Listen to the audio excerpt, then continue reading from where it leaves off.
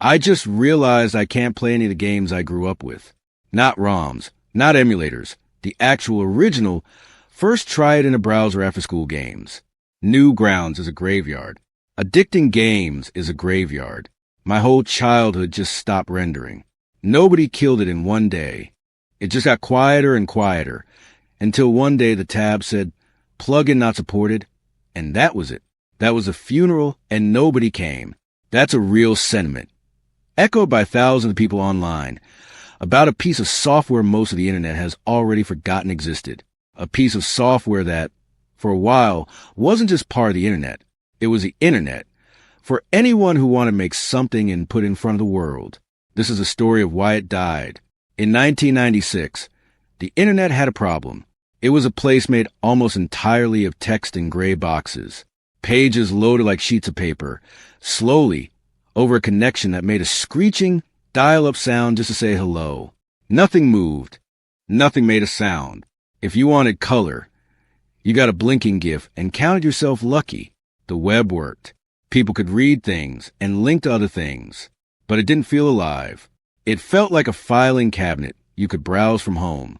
And then something arrived that let it breathe. It was called Future Splash Animator, a small piece of vector animation software made by a tiny company trying to solve a narrow problem. How you put smooth, lightweight animation on a web page without forcing people to download enormous video files over a modem. Then a company named Macromedia bought it, renamed it, and gave it a title that would come to define an entire era of human creativity. They called it Flash. Flash did something no format before it had managed.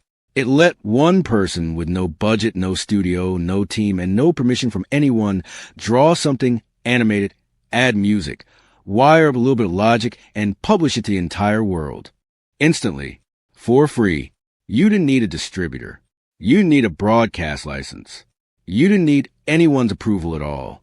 You needed a computer, a copy of the software, and something to say. This was not a small thing. This was quietly one of the most democratizing moments in the history of media. Before Flash, if you wanted to make an animated cartoon, you needed a studio, a budget, and a broadcaster willing to air it.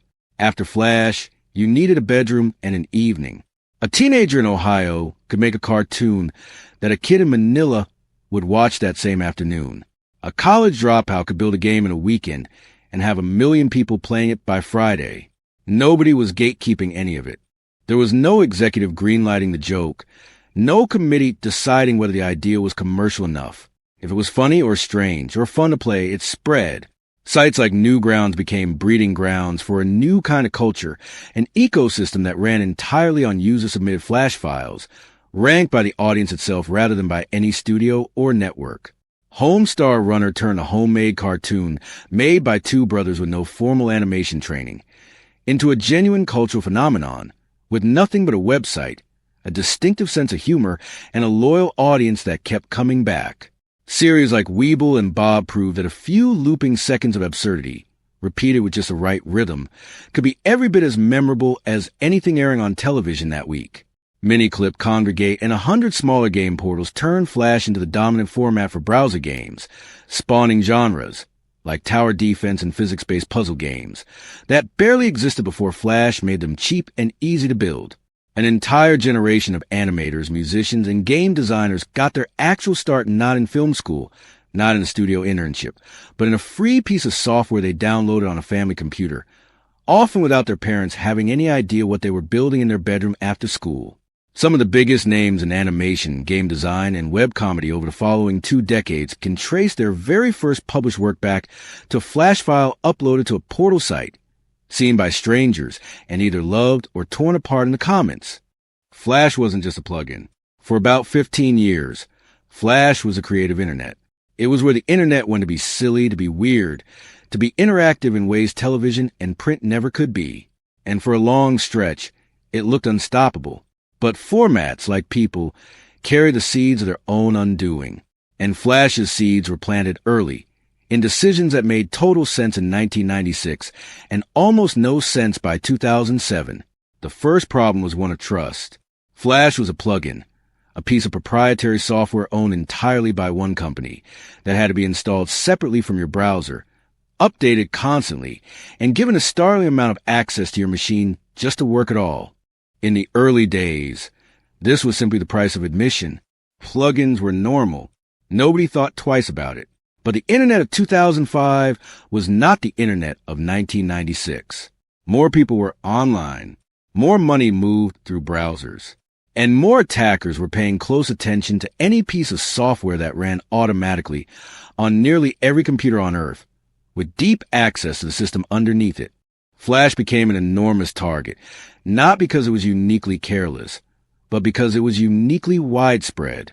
By the mid-2000s, Flash had developed a reputation, not entirely undeserved, as one of the least secure pieces of software running on the average computer. Security researchers found vulnerability after vulnerability, some serious enough to let attackers run their own code on a victim's machine just by getting them to visit the wrong web page. Corporate IT departments began quietly blacklisting it across entire organizations. Every few months brought another emergency patch, another advisory, another reason for security professionals to sigh and add Update Flash to yet another list of urgent fixes.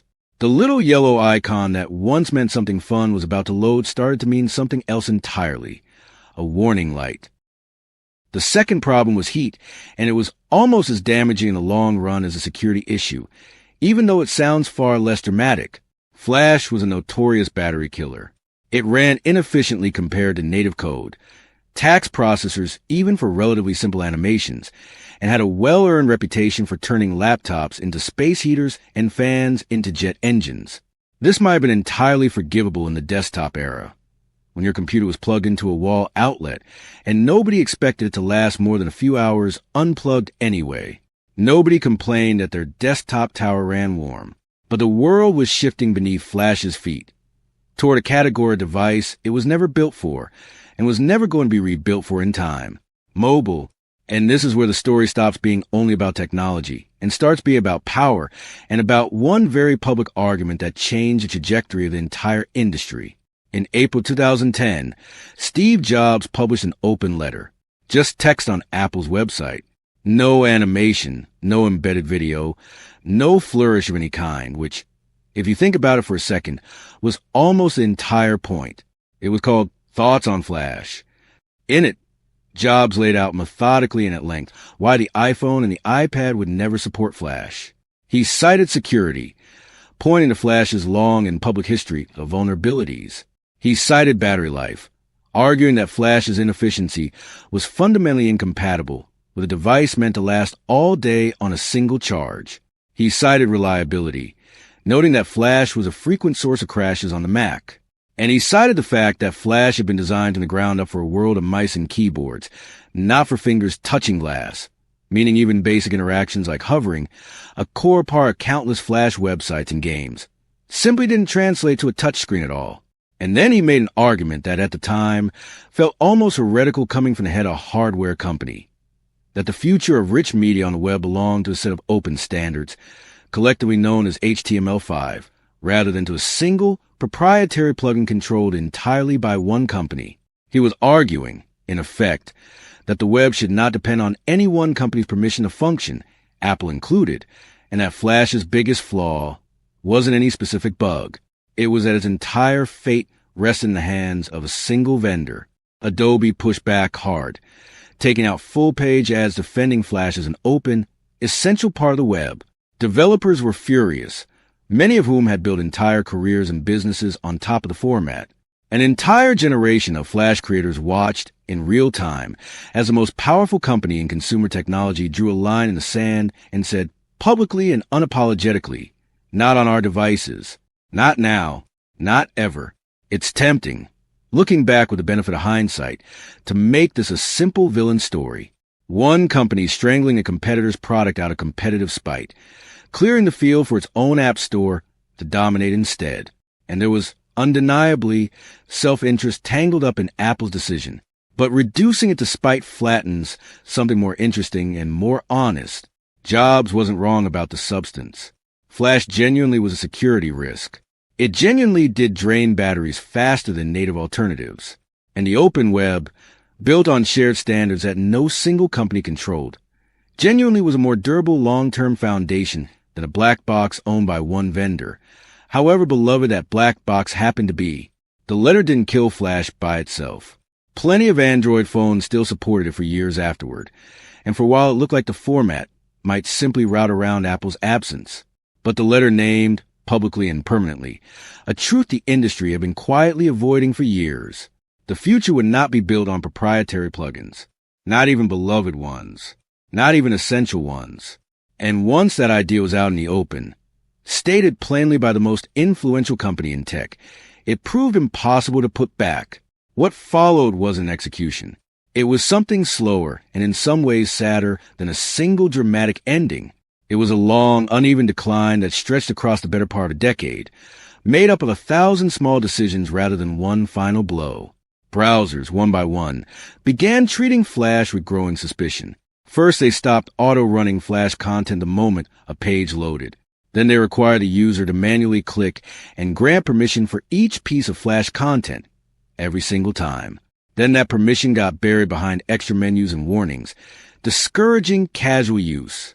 Eventually, browsers simply stripped Flash support out entirely, first as an option you had to dig for, and later not as an option at all. Meanwhile, the open standards jobs had pointed toward kept quietly maturing in the background. HTML5's video and canvas elements began offering most of what Flash had once offered exclusively, playing video natively, rendering animation and interactivity natively, all without a separate plugin and without the same security exposure. YouTube, which had relied on Flash to play video for years, switched its default player over to HTML5. Once video, the single biggest use case keeping Flash installed on ordinary people's computers, no longer needed it. A huge portion of the format's remaining reason to exist quietly evaporated. Then, in July 2017, Adobe made it official in a short, almost clinical announcement. Flash would reach end of life by December 31st, 2020, not banned outright by any single authority, not hacked to death by any single attacker, retired on a fixed date by the very company that had built it. And here's the part that stings. If you were there for it, and that so many of those forum posts and old tweets keep circling back to, nobody threw a parade for the end of Flash, but almost nobody fought to save it either. By the time 2020 actually arrived, the format had already been quietly abandoned by the very culture that once ran entirely on it. The games were already unplayable in most modern browsers. The animations were already broken links, leading nowhere. The funeral, as that old forum post put it, had really already happened years earlier, one browser update at a time. The official end-of-life date wasn't the death. It was just the paperwork, filed long after the fact. But not everyone let it go quietly, and that matters too. Digital preservationists scrambled to save what they could before it disappeared entirely. Projects like the Flashpoint Archive set out to catalog and preserve tens of thousands of Flash games and animations before their source files vanished from the internet for good. Browser-based emulators like Ruffle worked, and continue to work, to let people play original Flash content again, safely, without ever installing the vulnerable plugin that made Apple and security researchers so uneasy in the first place.